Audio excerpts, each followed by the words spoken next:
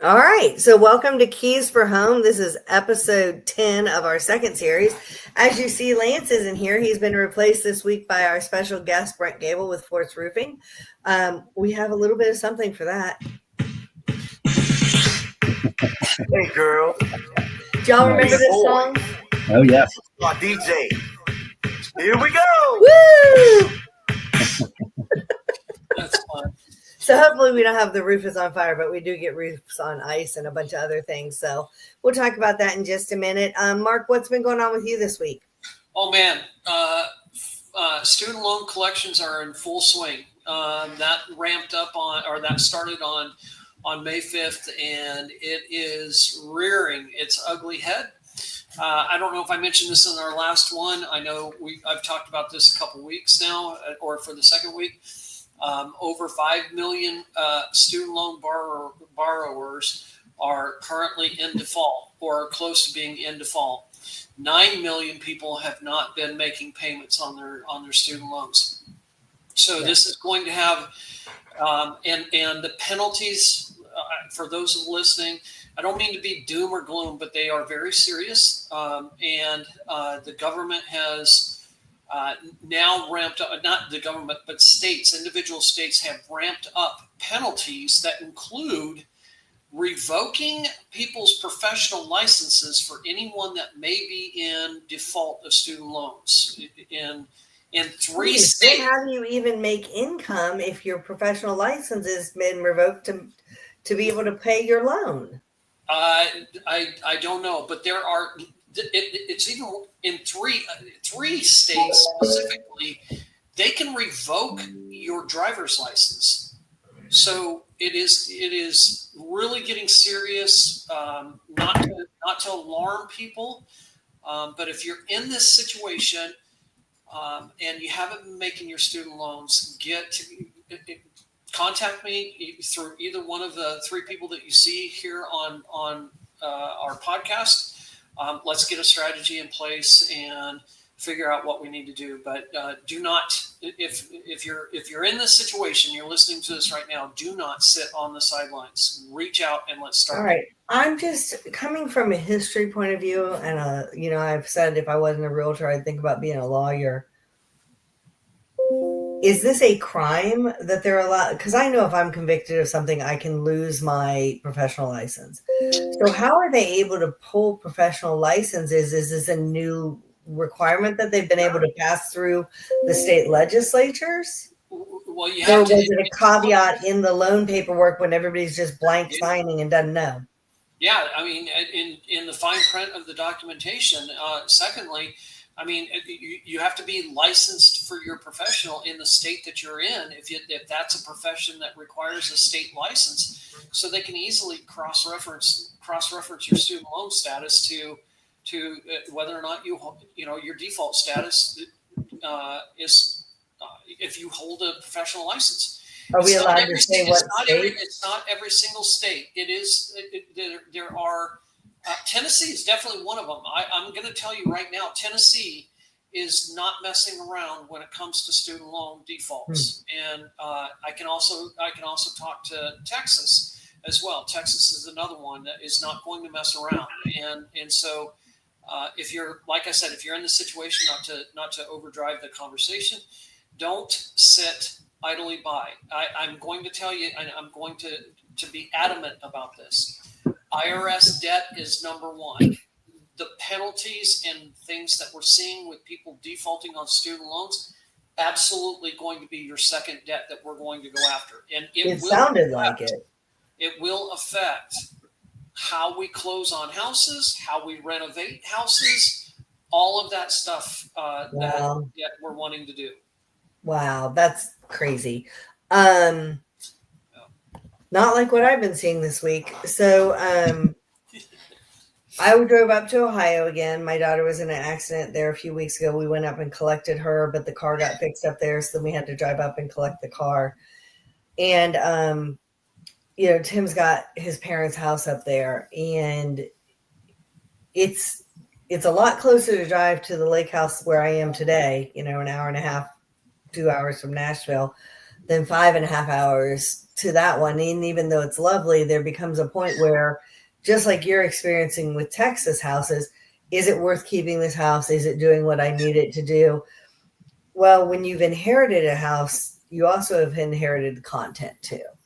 And prior to doing real estate, I did senior move management. So I helped people who were my age move their elderly parents into assisted living, apartments, condos, into the family home. And sometimes there were cases where we were dealing with things that, in an estate situation. And so I've actually decided to get back into that with my real estate, because we talk a lot about the first time buyers that I help, and I love helping them, and the post divorce and our military. But the other group of people that I help a lot is the seniors. And so I'm gonna recertify as a senior move manager. And so we can help people. We make a floor plan. What's going to fit where? What are we doing with everything we're not bringing? Do I need to get it to family? Do I need to have an estate sale? Do we need to have donations? Pack everything up. The movers come. I oversee them to make sure they're doing correctly. And then when they get to their new location, particularly if it isn't living with family, I'll unpack, organize, wire computers and TVs, hang pictures, and make beds, and they just kind of walk in and sit down, which really helps the transition. If you're moving, say, someone from Texas up here, then we can work with the senior move manager on that end and finalize up here, or vice versa. So it's a very nice concierge service that is helpful. I mean, anybody could use it, but it's really for seniors, because if a senior needs physical assistance, their adult child can then help them with that. If things are becoming emotional, and I've had it with past clients when I did this before, both the senior and transition, and sometimes the adult children, have to process that this is no longer the family home, or that we can't keep the whatever, a rocking chair sometimes, you know what I mean? And so if it becomes emotional, then the family can deal with their emotions while things keep moving forward. So, Brent, what have you been seeing in roofing this week? So you're with Force Roofing. I've known you. Let me do proper introductions. Brent Gabele, Force Roofing. I've known you for, I think, probably pushing 7 years. Pretty close, yeah. You've helped myself with roof. You've helped my parents. You've helped my children, my clients. You're kind of my go-to roofer guy because I trust you. That's why we wanted to bring you on. I met you through Lance. You've known Lance for decades. But what have you been seeing in roofing yourself this week? So it is springtime. Obviously, we've had a lot of storms. Yeah. I think we've had 4 or 5 either windstorms or hailstorms in the past 2 months. Okay. That is the time of year that you're going to see these things. Yeah. But you want to protect your property. And this hail that comes through here, the one that hit Thursday of last week, was almost golf ball size hail. And that's going to do damage to your property, not only your property, but your vehicle as well. So there is a chance that, especially on an older roof, anything between 10 and 15 years old is just more susceptible to damage to your roofs. Mm-hmm. So you probably want to have a licensed roofer come out and take a look at it for you before you get that claims process started. Sometimes a newer roof won't take as much damage, but an older roof may be impacted more. And if you leave that hail damage on your roof, what could happen is it creates little pits in the shingle, and the water sits in those pits. Over time, it takes away the function of the roof, which is shedding water away from the house, and that water will sit in those little low sections and get into the house, causing more damage. So you really don't want to leave it. If you feel like you've been in the path of storms, you want to have it checked as soon as possible. And there's also a time limit on that. Insurance companies only allow you a year from that storm date to file that claim. Oh, okay. A lot of people don't know what damage looks like on a roof, but you want to have that checked. And they only give you that year to file that claim. If you're outside of that year, there's a chance insurance companies will deny it because they'll say, well, you're outside of that year. We're no longer covering it. So you really want to move on these things fast. You don't want to. Well, the guys who knock on the door, they're very skilled, and they know. I'm being facetious. So how can you, I know that that's not something you do. Are there any reputable roofers who do that, or should you just kind of shut the door in the face of anyone who comes to your door? So it's a really good question. Actually, living in Nashville, we do knock on doors. Okay. Just full transparency, we do Yeah, knock no, on because doors. that's why I want to know, do good people Mhm. do it or just shyster, People do it, but you need to be cautious of who's, don't rush into anything. Basically what I would say is do your research. If you've got somebody knocking on the door and you don't feel you have a weird feeling about it, or they're trying to push you into signing something right away, I'd be cautious of that. Okay. You want to work with local contractors. You want to work with licensed and insured contractors. Right. Again, we do knock on doors, but we're going to say, hey, we're a local service provider. We live in Franklin. The storm hit our backyard. We are helping homeowners work through this insurance process to get these things done. But I would say your best bet or your best advice is do your research on the people knocking on your door. So can you actually tell me, we always hear licensed insured, licensed bonded Mhm. insured. Can you tell me what each of those means? Because you're one of the first tradesmen that we've had on the program. Mhm. So license means what License for means roofing in you're Tennessee? going to the state board and you're getting a license from the state of Tennessee in this case, that you can work in that space as a roofing contractor. Okay. Now, one thing you want to be cautious of is that there are a couple different pieces of there's different stages of having a license. Okay. So we are a licensed general contractor, meaning that I have the ability to do anything over 25,000 and above. Okay. Some people will have a home remodeling license, which only allows them to replace roofs up to 25,000. Okay. It's kind of Now, like a handyman license. That's yeah. good. So, like as an example, if you're in Franklin or Brentwood, there's a chance that your roof may cost more than $25,000. Yeah. But the company that is knocking on your door may not have that license to do that project. Now, cost, you're Mhm. saying not my out of pocket, but what it costs for the project Mhm. between labor and materials, right? So a good rule of thumb, just so that you kind of have a ballpark, would be anywhere from $5 to $6 a square foot. Okay. Now, obviously, your roof has a lot of surface area, and depending on how steep it is, it could cost Yeah. more than that. But that gives you a ballpark. $5 to $6 a square foot is kind of a rough idea. Okay. So what's the insured? What do we say? Whip out your insurance paper. I want to see it. Or what do you do? Like, well, first of all, if they say they're licensed, you can go to verifiedtn.gov just like you can for licensed real estate. That's And correct. I'm sure in other states there are places. So what with insured, our good friend Howard, who I'll probably have on here, is commercial insurance, among other things. And he's always like, he has a great background as a claims adjuster. So he also talks about how people are incorrectly insured on different things. Sure. So what should we be looking for a roofer's insurance? Again, I would probably check to see if they have a general contractor's license. And then it's going to be required for their license? Yep, because that'll require that you do a state test, and then you can do projects larger than 25,000. But also the other part for that, for a general contractor's license, is that I can do multiple trades. Okay. Meaning that if I need to bring in a gutter guy, or I need to bring in siding guys or window guys, Okay. I can manage that project as a general contractor. Okay. So that's, you do your research, go to Tennessee.gov, check these companies to see if they have a general contractor's license, not a home remodeler's license. Okay. Because there's that difference. And what is bonded?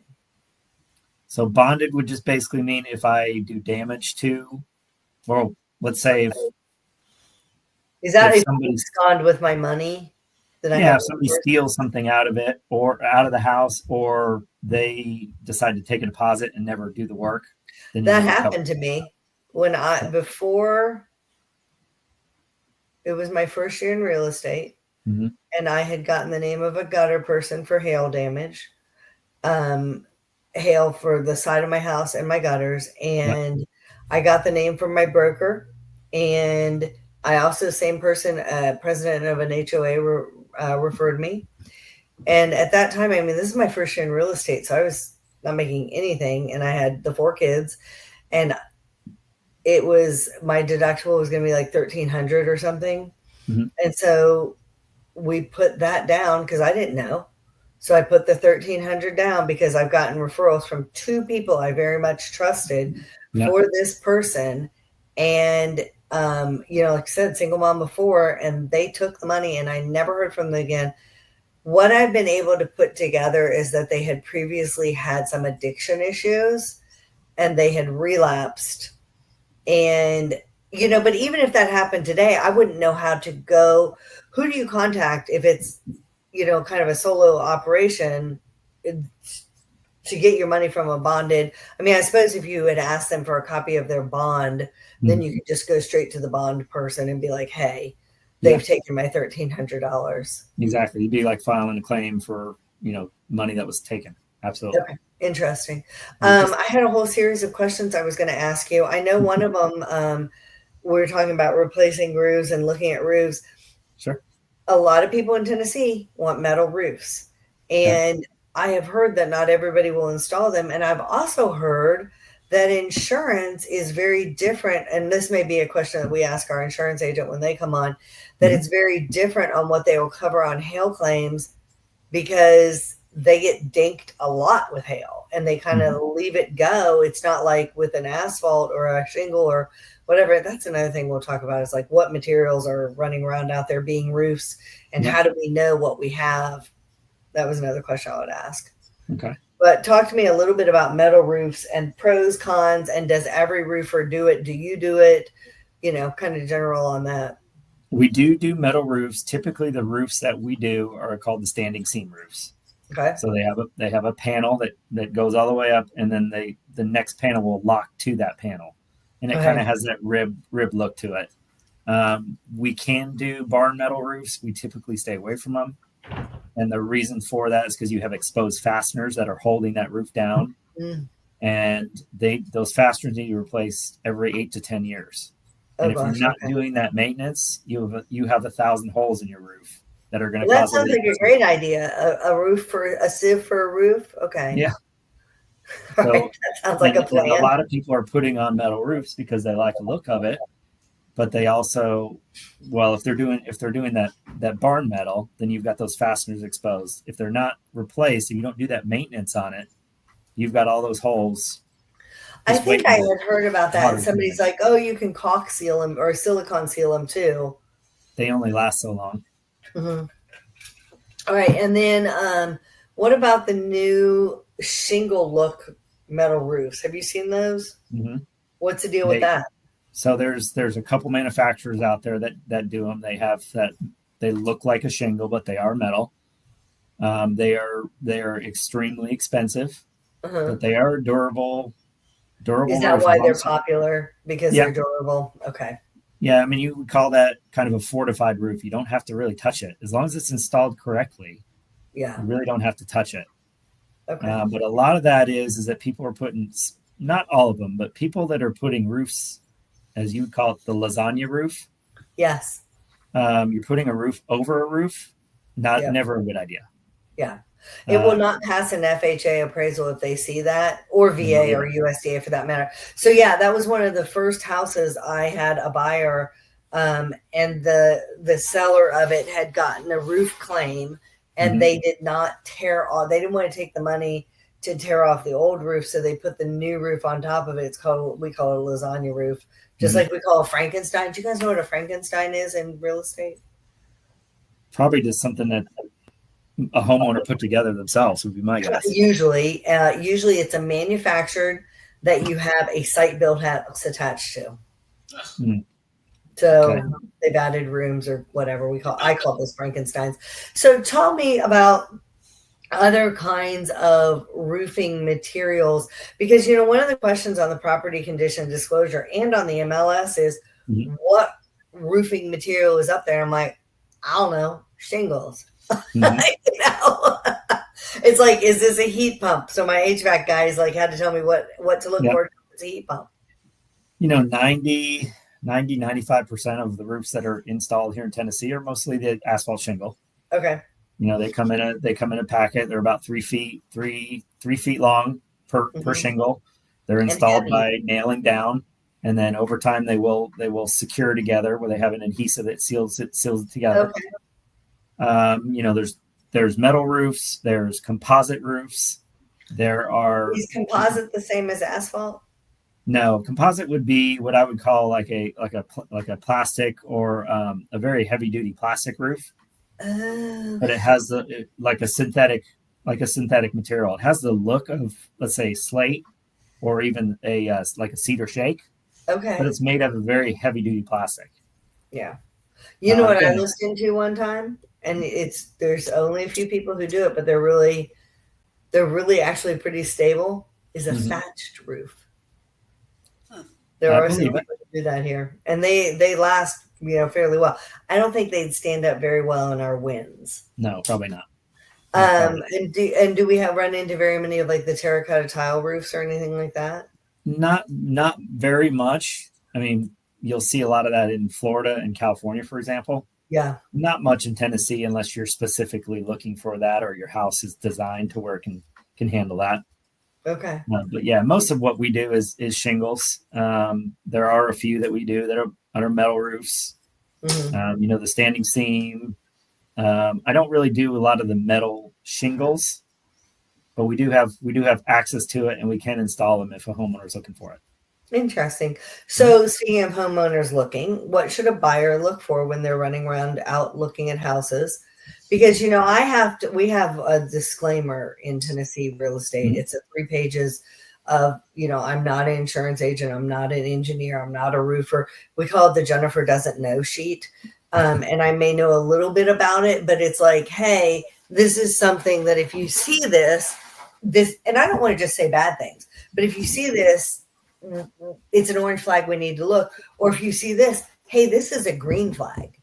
We want to know good things and bad things to kind of look at.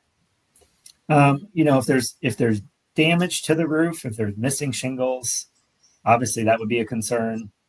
For buyers and sellers, I would say have the roof checked when it becomes 10 to 15 years old from a licensed roofer. In the buying, somebody selling the house or somebody buying the house, have us take a look at it, because a lot of these home inspectors, they won't climb the roof. They can look at the roof from the ground, but they don't climb on it. And there's things that you can miss if you're not climbing on the roof. And again, I don't encourage or drone or something so that you're seeing up, right? Yeah, and I don't encourage inspectors unless they're comfortable to climb on the roof. I mean, that's why I've got good partnerships and relationships with home inspectors, because they don't want to climb the roof, but they have me look at it. Yeah. I can provide a report, but it's not just the shingles on the roof too. Sometimes it's the components. Yeah. Well, I called you about that this week, those rubber boots, gaskets, whatever around the pipes and stuff, those degrade over time. And I swear to you, it's almost every single inspection is going to have it, especially if the house is really tight and there's not a lot of issues with it, and the inspector feels that they're not doing their job unless they find something. Sure. And then sometimes people are like, oh my gosh, it's going to fall apart on me. And it's like, no, but you need to pay attention. So what is kind of on boots? What's the threshold for, hey, you need new? Or if you, probably, again, that 10 to 15 year mark. I mean, those things just deteriorate over time. We can do what's called a roof tune-up. So basically what I would do, if the roof's in good shape, let's say roof's 10 years old, this is still in good shape. No need to replace it. But what I can do is kind of preventative maintenance or roof tune-up. It'd be very similar to what instead of changing your engine in your car, you're just replacing the oil. Same kind of thing. So I'm going to take those pipe boots off. I'm going to replace them with new pipe boots. I'm going to seal any exposed fasteners. So any nails that are sticking out, I'm going to seal them with a silicone or sealant. Okay. I'm going to check all the flashings to make sure the flashings are still in good shape. Because again, it's not just the shingles, it's all the components as well. Flashings around chimneys is another thing that pops. And not just chimneys, but at the house, because people think mostly flashing around chimney. But that pops a lot. And we do see leaks around, I would say as far as roof leaks, the majority of the ones I have seen have been around components, not on shingles. Exactly. Yeah. In fact, that's exactly what I'm dealing with right now is a vent cap It was a plastic. It was probably 10 years old, and it was plastic. And this is in Texas, and what I see in Texas is very similar to obviously here in the Nashville area, where you have a huge amount. I mean, in the summertime, it's 105, 100. It's probably 130 degrees on those roofs. Yeah. And then it cools down to 20 degrees in the wintertime, and it's just expanding and contracting, and that just wears out plastic. That just destroys plastic. It does.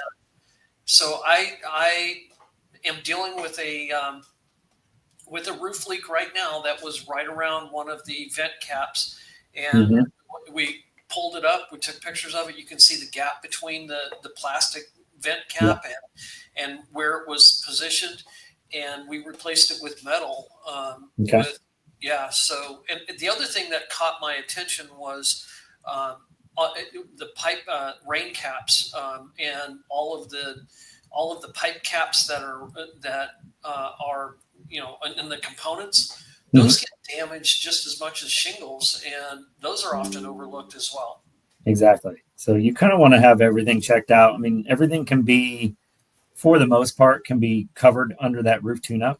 It's a great way to just prolong the life of the roof. You don't need to replace the whole thing. Let's replace the components. Let's seal up all the fasteners. Let's check your flashings, and then we're good to go. I don't want to put you on the spot, Brent, but I'm a financial coach, and we've had several episodes about how to plan for and mitigate unexpected expenses. And I'm going to raise my hand. I did not. One of the things that I just found out in dealing with this roof leak is that I never had thought about doing an annual or maybe even a every 2-year inspection of our roof, and what normally, I don't necessarily want you to quote a price or anything, because I don't want you to be but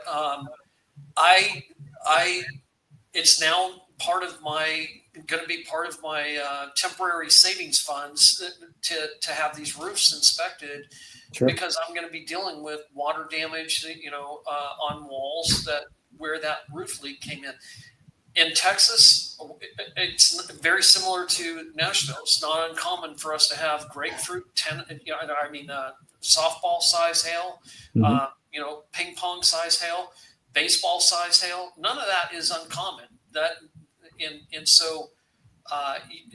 What would a general price of someone wanted to save up money to have a roof inspection done on an annual, or what would you recommend that how often they do that? That's a great question. I mean, I think that kind of falls back to what kind of insurance coverage do you have? Yeah. And what I'm saying by that is, what does your deductible look like? Yeah. Is your deductible a flat rate? Most of the ones I see are $1,000 to $2,000, kind of the average.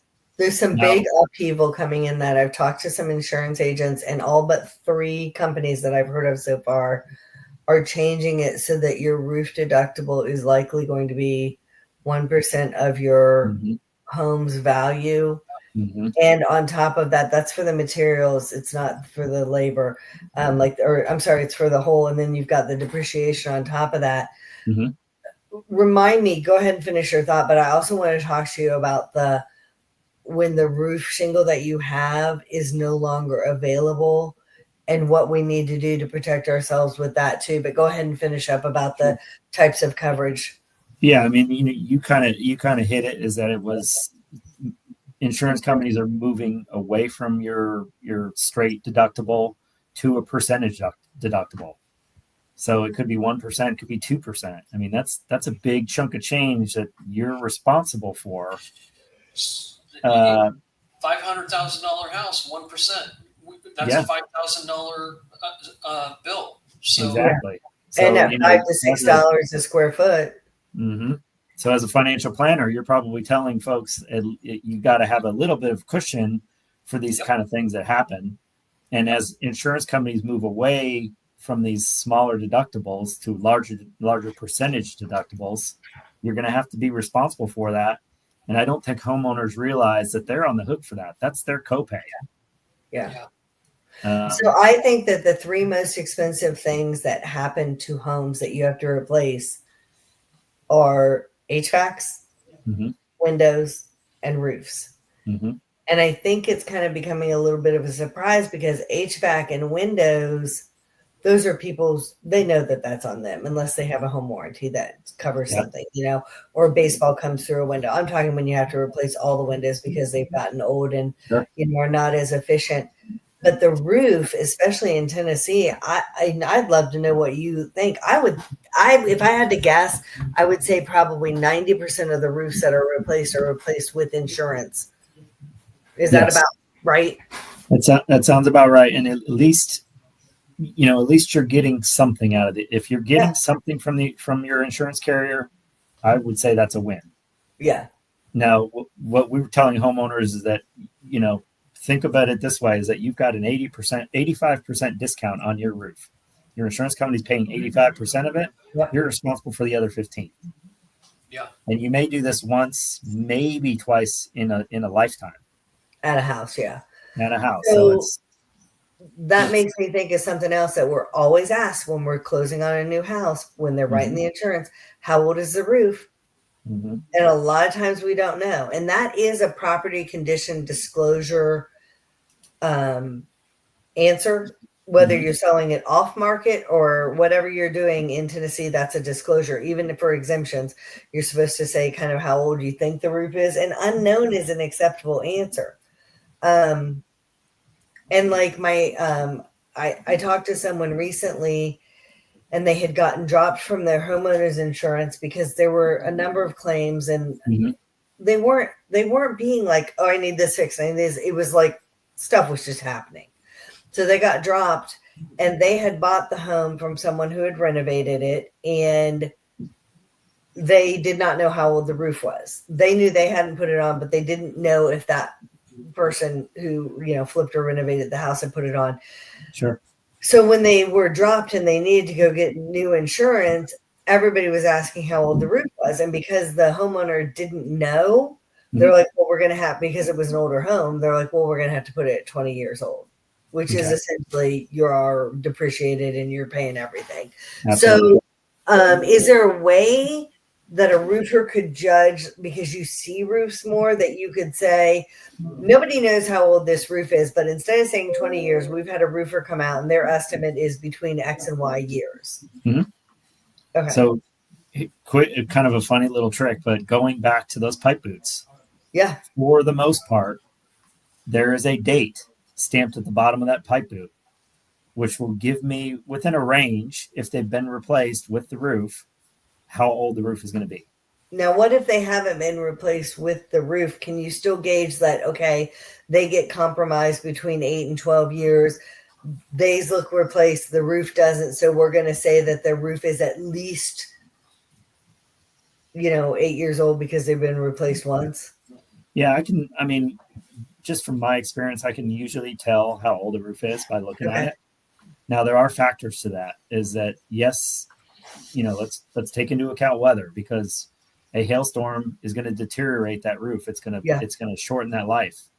Yeah. Improper ventilation. I mean, if the roof doesn't have proper airflow, it could deteriorate the roof as well. It basically bakes from the inside out. So it's just really hot.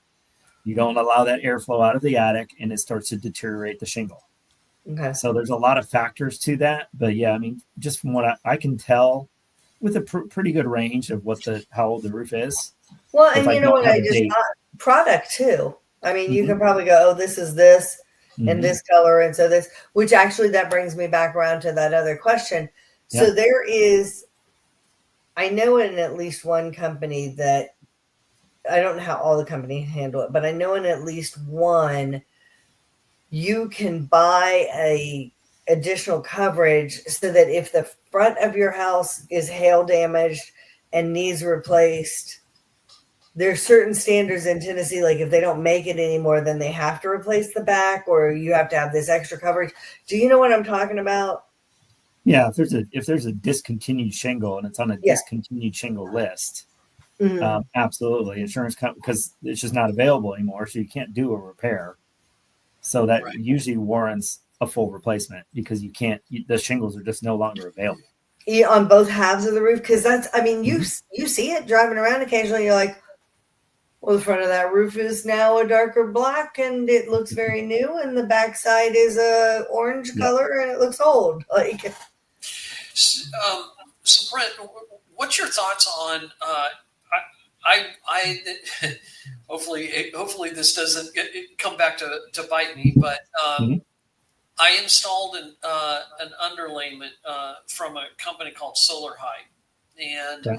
it's a radiant barrier Mhm. that sits on the as an underlayment. It's on the outside of the roof. It's not on the inside or a foil or anything. What's your thoughts on something like that? As because once again, this is Texas, North Texas, where Mhm. it's 105 on these roofs. Definitely 130, probably 130 degrees in the summertime. Yeah, I mean, I'm all for. We're big components of replacing the roofing system, which is all of those components. It's not just tar paper and shingles. It's you're replacing an entire. You're putting on an entire system. And there are some advantages to that, but you again going back to kind of the ventilation. Yeah.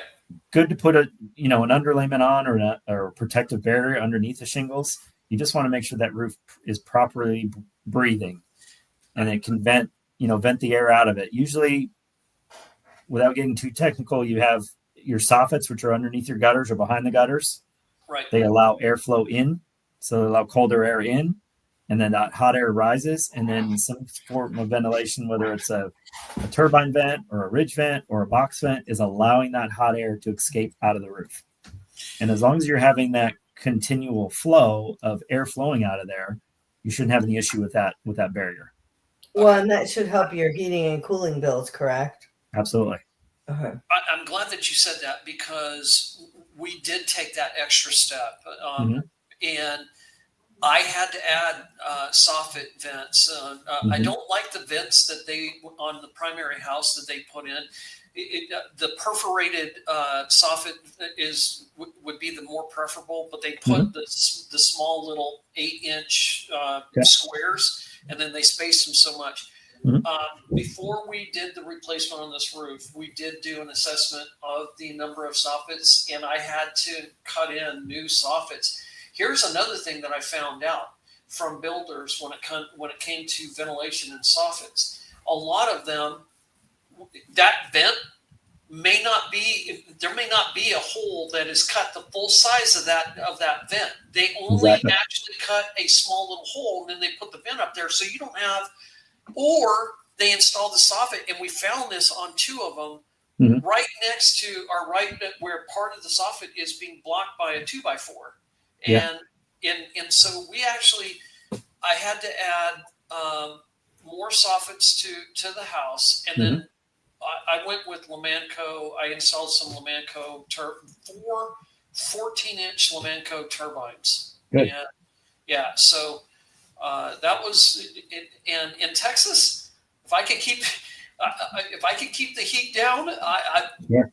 my winter time is about the middle of May through the middle of September. I don't want to go outside in this stuff. Right. So actually, that brings up a couple other questions for me too. Mhm. Sometimes we get on the inspections, there's like moss growing. Sometimes it's just that discolored. So I don't know if that's mold or a fungal growth or whatever it is. Is that hugely problematic? And then the second part of it is I have heard that you don't necessarily want to be out pressure washing the roof because it's just like pressure washing the siding. It can get up underneath.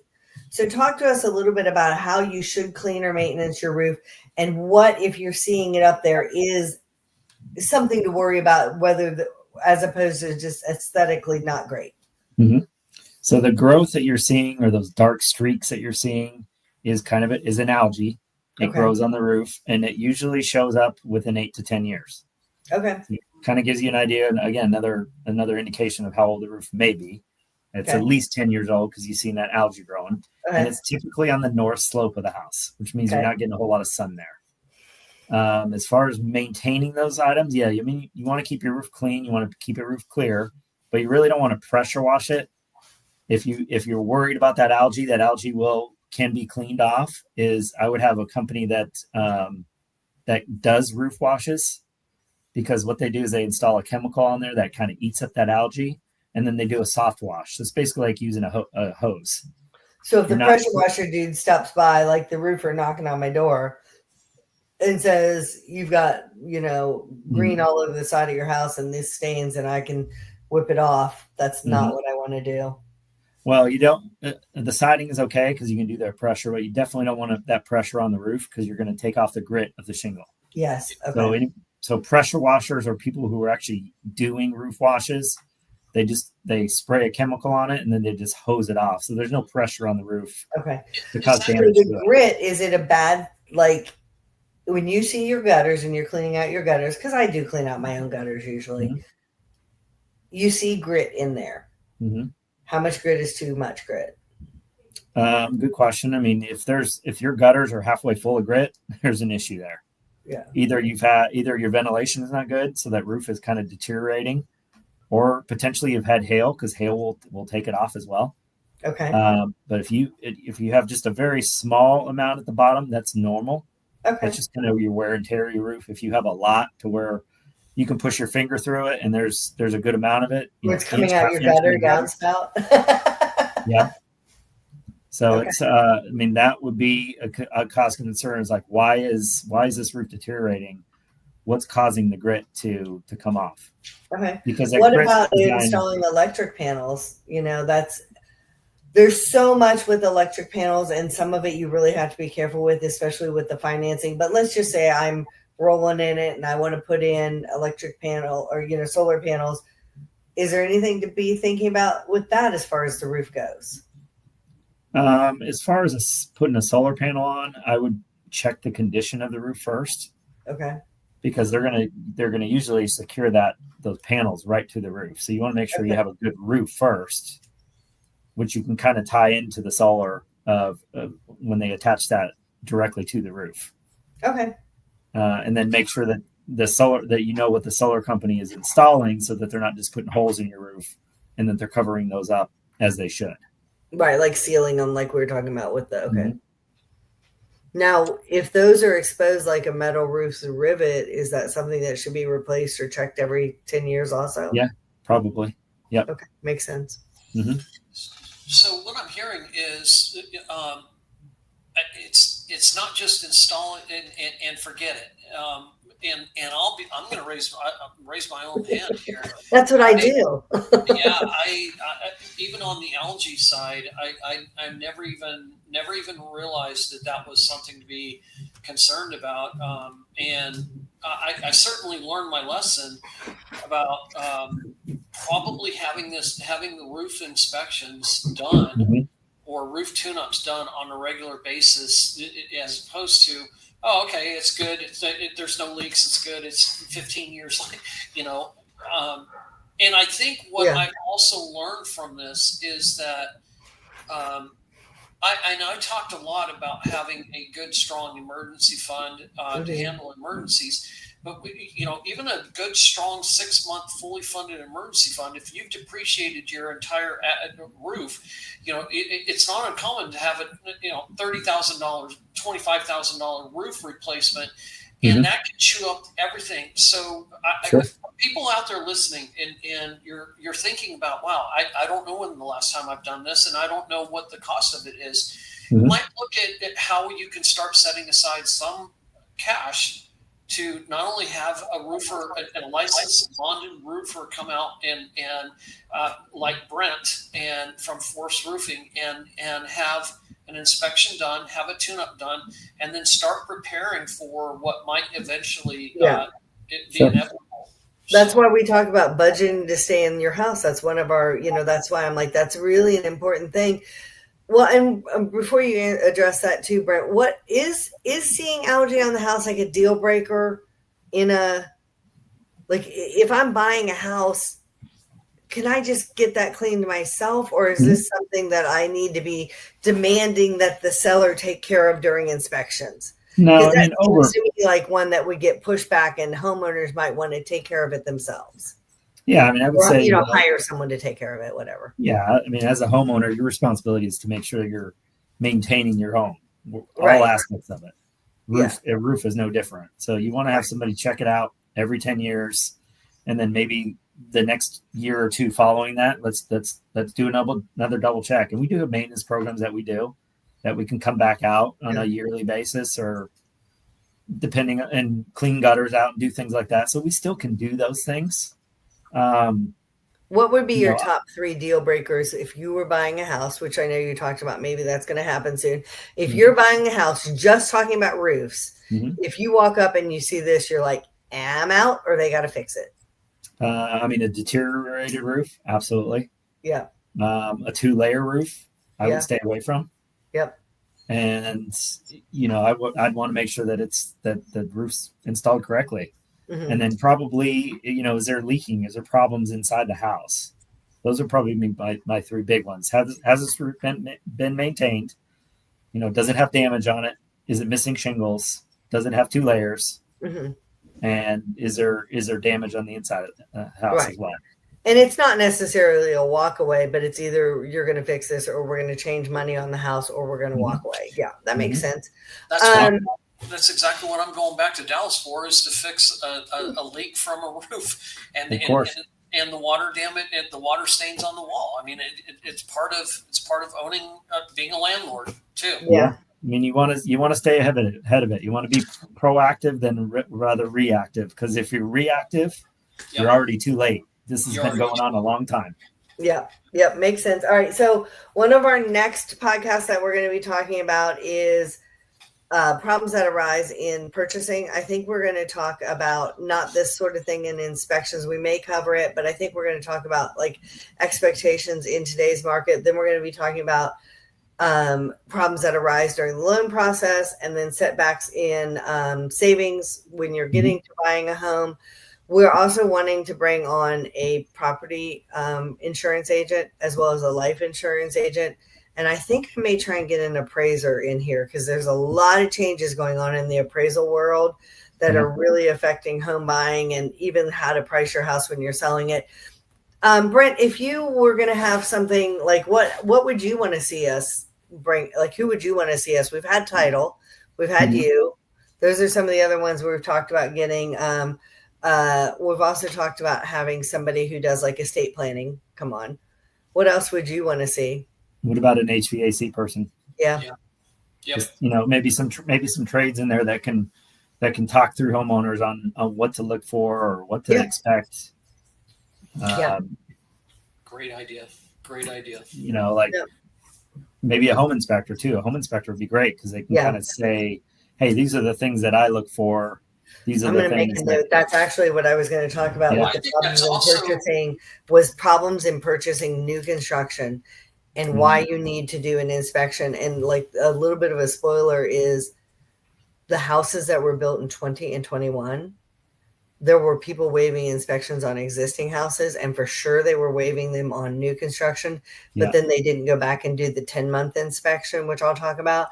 But inspectors are seeing a number of problems I believe it. in homes that were built in 20 and 21. So next week, when we talk about problems in buying, it'll be mostly focusing on new construction stuff, probably.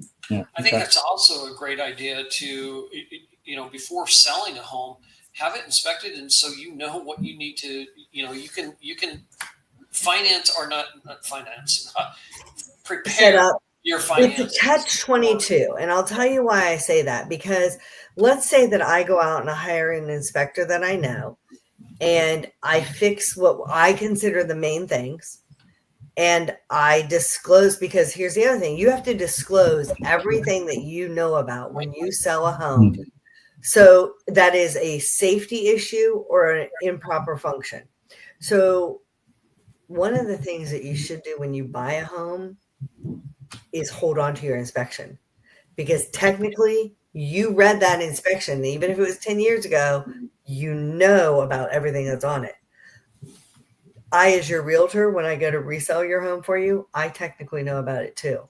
So one of the things I tell people to do when they're selling their home is get out your old inspection and go through that list and fix anything that you haven't fixed. Yeah. But let's say that the inspector comes up and says, there's a crack that's more than 1/8 of an inch, and I think you have a massive structural issue. Well, obviously that we're going to have checked out. And I have a foundation guy who can come out, and he's not like hair on fire. He's going to give you an adequate assessment if there really is a problem. But let's say that there's a whole bunch of little stuff on there that you maybe don't have a timeline to fix, but most buyers aren't going to care about, like a crack in the outlet. They're going to be like, I'll just fix that myself. Now you know about it. So now it's maybe making your house look shabbier than it is. So it's a very much catch-22. The other thing, let's say that I go out and I do the inspection pre-sale and I fix everything that the inspector found. I just said that there are people who go and they're like, this is really clean inspection, but I need to find something or I'm not doing my job. I gotcha. Yep. And so then you have, just like you can have different valuations from different appraisers, you can have different inspections results from different inspectors. So it's very much a catch-22 if you want to do a pre-sale inspection. Now, sitting in your home, you're not even maybe planning to sell it. Yeah, that's a great time to have an inspector come out and say, and it's a stoplight. It's, hey, red, you better get on this. Yellow, this is not the preferred way of doing this anymore. Or, hey, you might need to have your air filter in your car, like the oil changed out soon. This is something to be aware of. And, hey, these things are great. So as a homeowner, maybe not on a timeline and you have more time to fix things.